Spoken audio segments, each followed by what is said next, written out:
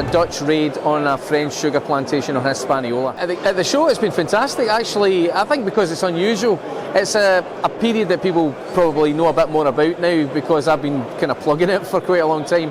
But at the same time, this is a kind of unusual take on it. So it's not the usual European formal battles kind of thing. There was a lot of kind of European activity in the Caribbean and the colonies, and this is just a nice, colourful way to sort of show that off.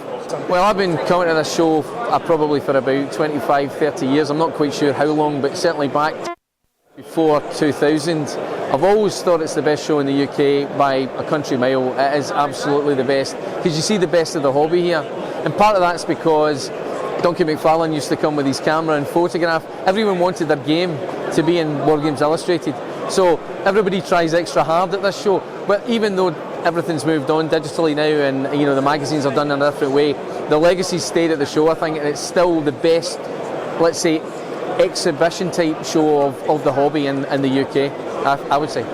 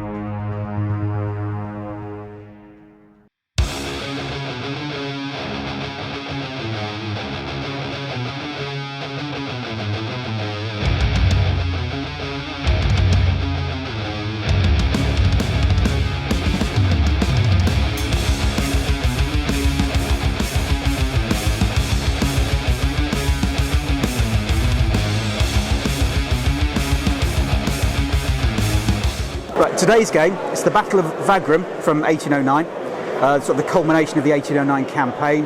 French against Austrians after a couple of months of fighting down the Danube. We're fighting it in 6mm scale. It's armies I've been collecting for 16, 17 years. I did it originally for the bicentennial of the battle, so I did a lot of this in 2009, and everything's been sort of parked in the garage largely ever since. So I've dusted it all off to do something a bit different for today, rather than my normal American War of Independence stuff in 28mm. It's a mashup, so there's a lot of combat mechanics from Volley and Bayonet with a bit of tweaking, but on top of that I've bolted on a command and control mechanic. That means you've got to think carefully about what you want to commit each corps to do. Some of that's taken from the old fast play version of Grand Armée, and then I've sort of invented bits and bobs myself to sort of bridge the gap. It's been really nice. You never know with a 6mm game whether what you'll get is a lot of people just passing by, looking at it, saying, gosh, isn't it small, and then moving on. But we had a lot of people stop, ask about the rules, ask about the figures, take lots of photos. And the nice thing is these ones with a macro lens that 17 years ago didn't really exist on most people's cameras. The painting still holds up pretty well.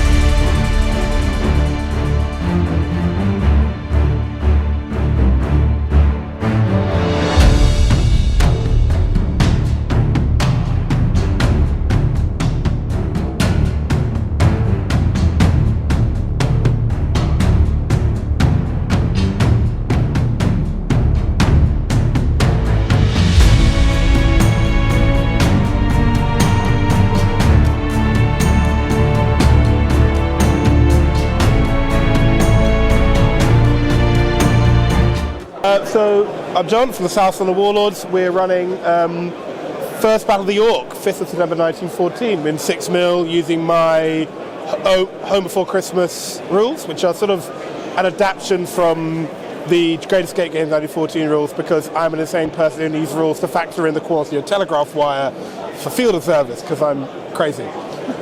What we're modelling is the first engagement of the Battle of Marne. It's a big engagement, 130 miles of armies clashing. We're just doing 2 divisions clashing on the first day, right on the far flank, right flank of the German army. So we've got 22nd Reserve under General von Reimann, who's part of Grenard's Corps, against General Legoy, who's part of Gallieni's 6th Army. And this is sort of a best representation of how manic First World War conflict is at the start, in the sense that both these corps had reconnoitred the ground in the morning and gone, oh, there's no one here. But by lunchtime, there's 2 divisions crashing into each other. And it's very exciting to bring these rule sets to the table, because I've spent ages working on it. It's the first time I've lived in person. But also because, we run Salute, we don't get out a lot. It's really exciting to come to a wargaming show, come north, really, and put a show on and not talk about the other show. Oh, it's been exciting. I've got a big bank of people who want me to send them a copy of the rules as soon as happy. We've had a couple of people have a go at a very basic version. They've been gotten into the command grips and the difficulty of the fire maneuver. So it was really interesting, because it's not a popular period. Yeah. But people like, there's an alluring simplicity to it that grinds away immediately when you realise that you can't just charge forward, you can't just blast away with your artillery, you've got to get everything in grips of each other. And achieving that decisive breakthrough is really difficult.